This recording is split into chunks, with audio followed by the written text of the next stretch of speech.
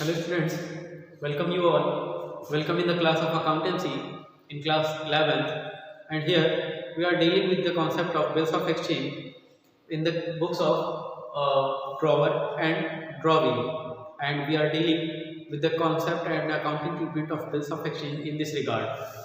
हमने अपनी पिछली क्लासेस में बात की थी कि बिल्स ऑफ एक्सचेंज क्या होता है, उसकी अकाउंटिंग ट्रीटमेंट किस तरीके से होती है, उसकी नेगोशिएशन, उसकी सेटलमेंट और ये सारी चीज़ों की बात की थी।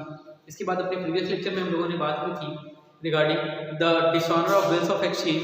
आज हम उसी कॉन्सेप्ट को आगे बढ़ाएंगे और जानेंगे कुछ और नई चीज़ें जो बिल्स ऑफ एक्सचेंज से रिलेटेड होंगी हमारे इन ड्रॉवर और ड्रॉइंग की बुक्स में, है ना। जब हम डिसऑनर की बात करें तो डिसऑनर की बात हम लोगों ने समझी थी क्या।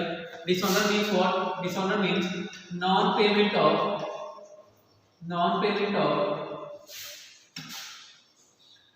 बिल ऑन ड्यू डेट को बिल की पेमेंट ना मिलना ही अल्टीमेटली डिसऑनर कहलाता है। ऐसी कंडीशन में अगर इसके अकाउंटिंग ट्रीटमेंट की बात करें हम लोग, तो अकाउंटिंग ट्रीटमेंट जो है, जैसा हमने प्रीवियस लेक्चर में समझा था, ड्रॉवर और ड्रॉवी की बुक्स में अलग अलग होते हैं, ठीक है। ड्रॉवर की बुक्स में अगर हम बात करें अकाउंटिंग ट्रीटमेंट की, ठीक है, तो ये जो ड्रॉवी की बुक्स में होने वाली अकाउंटिंग ट्रीटमेंट है उससे काफ़ी अलग होगी। ड्रॉवर की केस में हमने अलग अलग सिचुएशन देखी है, तो हर एक सिचुएशन में डिसऑनर की एंट्री अलग होगी। इससे पहले जो अकाउंटिंग ट्रीटमेंट है, हम नॉन पेमेंट की बात करें, अगर नॉन पेमेंट की बात करें, इससे पहले I would like to remember कि अगर हम पेमेंट से रिलेटेड एंट्री करते हैं तो पेमेंट की एंट्री जब बिल की होती है अल्टीमेटली ड्रॉवर और ड्रॉइंग के केस में, तो ड्रॉवर जो है जब बिल की पेमेंट कलेक्ट करता है तो एंट्री करता है that is cash account debit to bills receivable account, है ना। सेम इसी तरीके से अगर हम ड्रॉवी की यहाँ बात करें तो ड्रॉवी जो है अपने पेमेंट की एंट्री ही किसी के अपोजिट करता है, that means cash account debit to bills payable account debit. He will debit the bills payable account and cash account will debit it to him in his book. Cash account will be credited and bills payable will be debited here.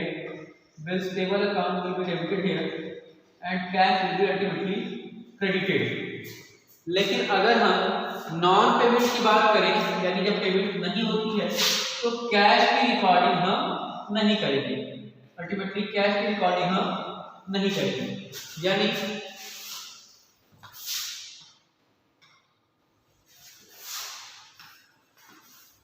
Cash को छोड़ करके cash की जगह opposite party का नाम record कर देंगे, यानी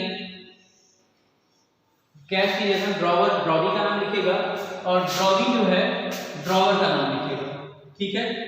तो ऐसी कंडीशन में अल्टीमेटली नॉर्मल एंट्री डिसऑनर की क्या समझी थी हमने, रिटेनिंग द बिल। जब बिल हम रिटेन करते हैं कैश की जगह ड्रॉवर ड्रॉवी का नाम लिखेगा, तो ड्रॉवी अकाउंट डेबिट होगा, ठीक है, टू बिल्स रिसीवेबल अकाउंट, ठीक है। नरेशन हो जाएगी बीइंग बिल डिसऑनर, ठीक है। मीनवाइल अगर हम ड्रॉवी की यहाँ बात करें तो ड्रॉवी की यहाँ हमारी जो अकाउंटिंग ट्रीटमेंट है वो क्या हो जाएगी, बिल्स पेबल अकाउंट को हम डेबिट करेंगे और टू ड्रॉवर अकाउंट को हम क्रेडिट कर देंगे, ठीक है। ड्रॉवर में भी क्रेडिटेड अल्टीमेटली, ठीक है। नरेशन यहाँ भी सेम हो जाएगी, बीइंग बिल डिसऑनर, ठीक है। being will dishonor in the books of drawer and drawing. ठीक है, इस बीच एक एडिशनल पेमेंट होती है that is in the form of noting charge. अगर ये नोटिंग चार्ज पे होता है, अगर ये नोटिंग चार्ज पे होता है थ्रू डेटर, तो ऐसी कंडीशन में उसको हम कैश के रूप में दिखाते हैं। और अगर केवल चार्ज होता है, पेमेंट नहीं होती है, तो ऐसी कंडीशन में noting charge will be credited. ठीक है, अगर इफ नोटिंग चार्ज पे, अगर हम नोटिंग चार्ज पे करते हैं तो कैश लिखेंगे, और अगर हम नोटिंग चार्ज पे नहीं करते हैं तो ऐसी कंडीशन में हम जो है नोटिंग चार्ज का नाम लिखेंगे। If charge only but not paid. ठीक है, ऐसी कंडीशन में अल्टीमेटली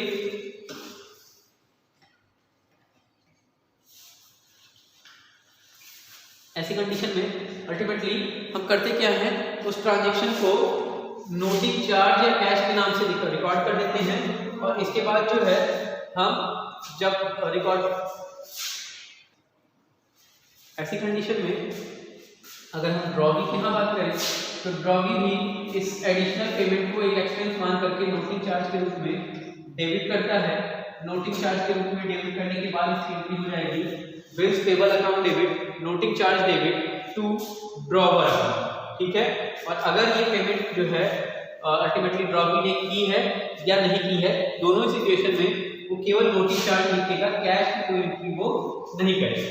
ठीक है, this was the accounting treatment in the normal situation when the bill is retained by the drawer।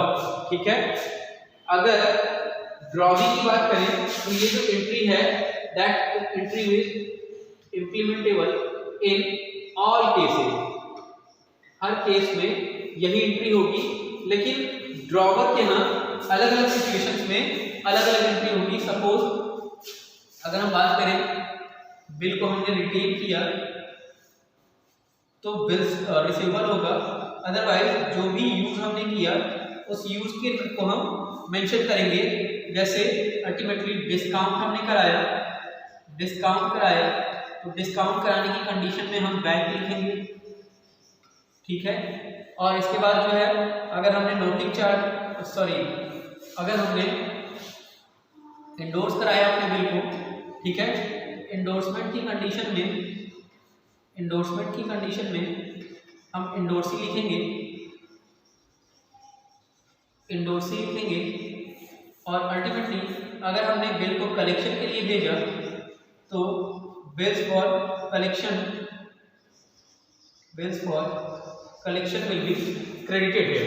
ठीक है, this was the accounting treatment in the bills of exchange in the case of dishonor, as we have discussed in the earlier class.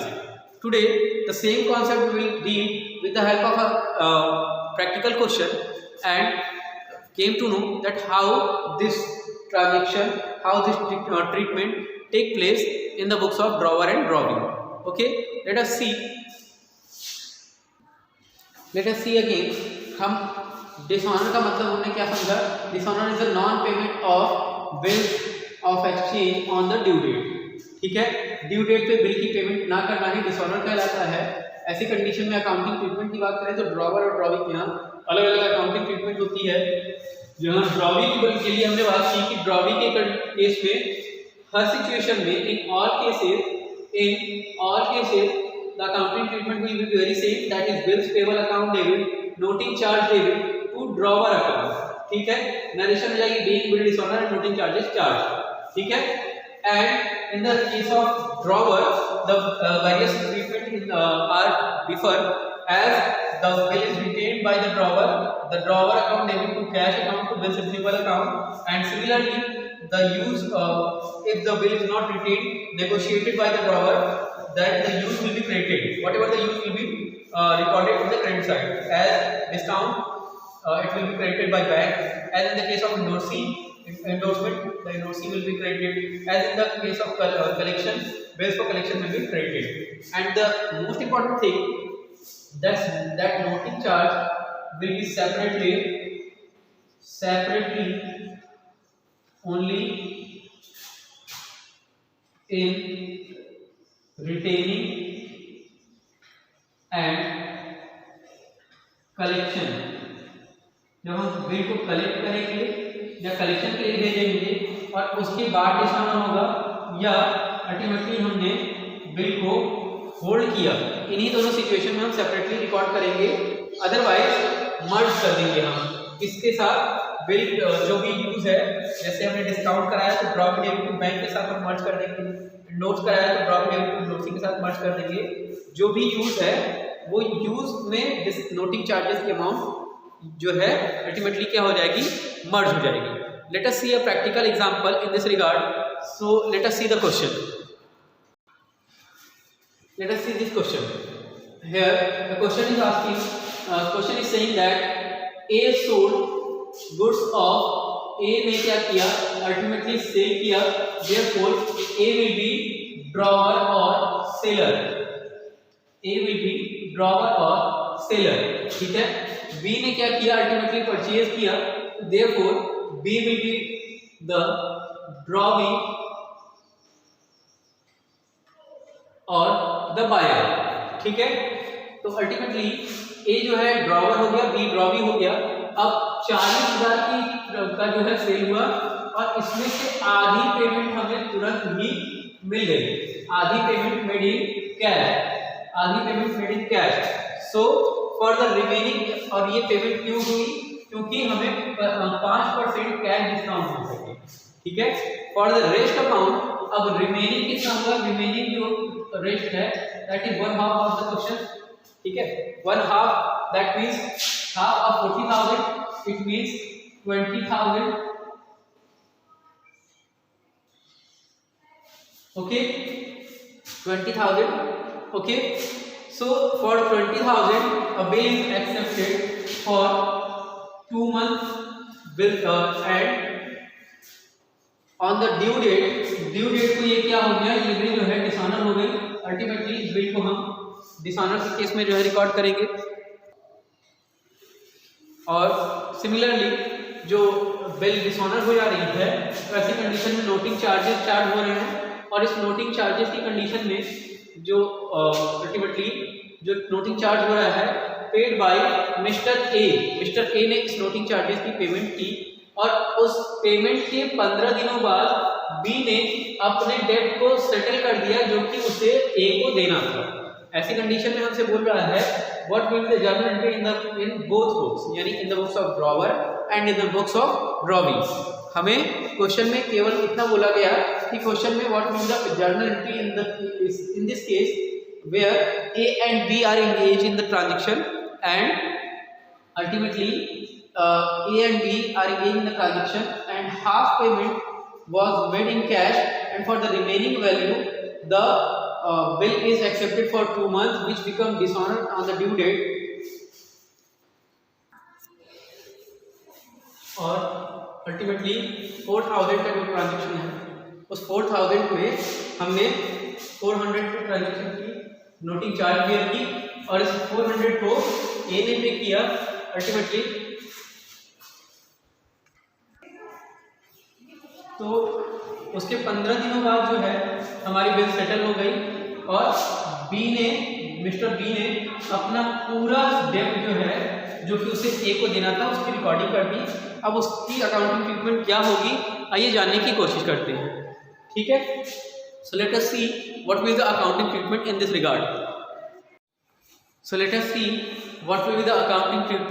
Regard. जब हम drawer और drawee दोनों के यहाँ बात करें तो ड्रॉवर और ड्रॉवी दोनों के यहाँ अल्टीमेटली जर्नल एंट्री करनी है। हम सामने से जो है मैंने कंपैरेटिवली जो है दोनों की बातें कर ली है। अगर हम चाहें तो अलग बाइफरकेट करके प्रॉपर कॉलम बना लें। ठीक है, प्रॉपर कॉलम बना के एंट्री करें, अदरवाइज नॉर्मली भी एंट्री कर सकते हैं। सामने केवल मैंने इसलिए रखा ताकि आपको क्लियरली दिखा सकूँ कि हर सिचुएशन में दोनों ही पार्टी के यहाँ क्या एंट्री हो रही है, और इसकी कंपैरेटिव स्टडी भी आप प्रॉपर कर सकते हैं। फॉर्मेट वही है हमारा, that is date particular LF amount, date particular LF amount, ठीक है। Date particular LF amount and similarly date particular LF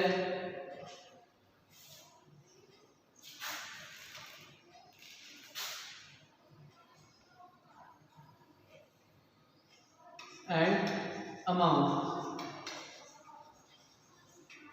Initially, when we talk about the accounting treatment in the books of drawer, then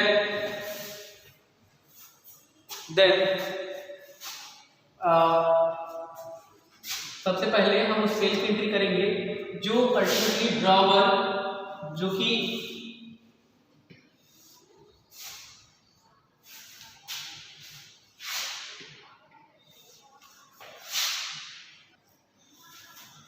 कि हमारा mister A था, उसको हम drawer मानेंगे और उसी के बेसिस पे हम अकाउंटिंग ट्रीटमेंट करेंगे। सो let us talk about the accounting treatment of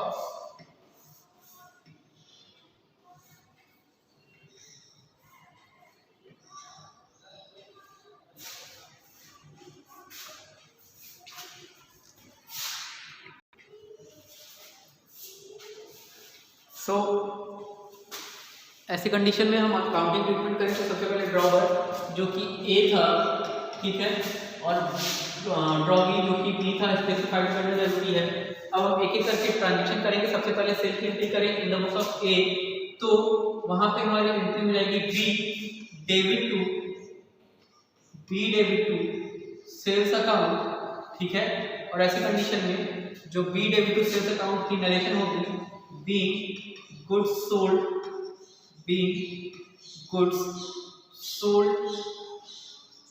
to B.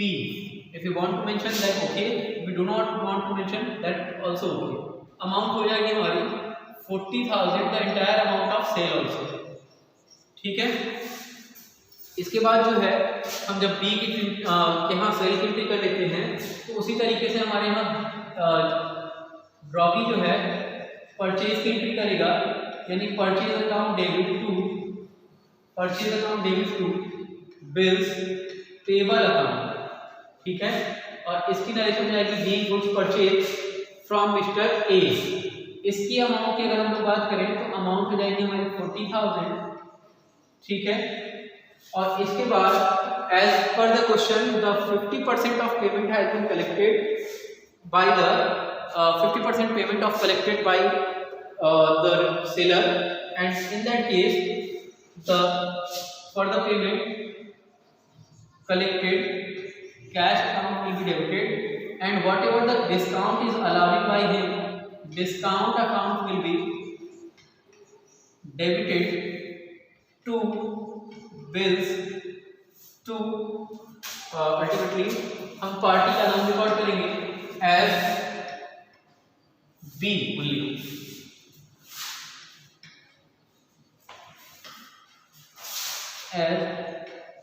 B, okay.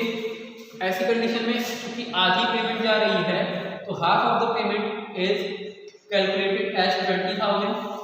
अब इस 20,000 का 5% जो है हम डिस्काउंट ले लेते हैं, तो 5% डिस्काउंट की वैल्यू आ जाएगी 100 रुपीज। तो ऐसी कंडीशन में 19,900 जो है हमारी फाइनल पेमेंट होगी from the side of B, ठीक है। इस पेमेंट को करने की एंट्री हमारे यहाँ मतलब बी के यहाँ क्या हो जाएगी, ए डेबिट या A's account debit to cash और टू डिस्काउंट अकाउंट, ठीक है। सेम ट्रांजेक्शन सेम वैल्यू के साथ रिकॉर्ड होगा। तो ऐसी कंडीशन में 20,000 को हम डेबिट करेंगे, कैश में हम 19,900 डालेंगे और 5% डिस्काउंट के लिए हम 100 रुपीज की एंट्री करेंगे, ठीक है। Similarly when we talk about the drawing of bill, the bills receivable will be debited to Mr. B for the rest of the payment, यानी 40,000 minus 20,000 that is 20,000, ठीक है। और उसी 20,000 से बी को भी रिकॉर्ड किया जाएगा। और यहाँ पे इस बिल को ड्रॉ कर किया जा रहा है, अपोजिट पार्टी उस बिल को एक्सेप्ट करेगी, यानी एंट्री हो जाएगी A account debit to bills payable account, और इसके लिए अमाउंट हो जाएगी हमारी 20,000 अगेन, क्योंकि 40,000 का सामान हमने परचेज किया था और उसमें से 20,000 की सेलिंग कर दी थी। तो for the remaining amount the transaction will be recorded, ठीक है। अब जब ड्यू डेट पे सेलिंग होता है, ड्यू डेट पे बिल डिसऑनर हो रहा है, तो डिसऑनर की एंट्री क्या हो जाएगी, अल्टीमेटली डिसऑनर की एंट्री हो जाएगी B debit to cash related to the payment of noting charge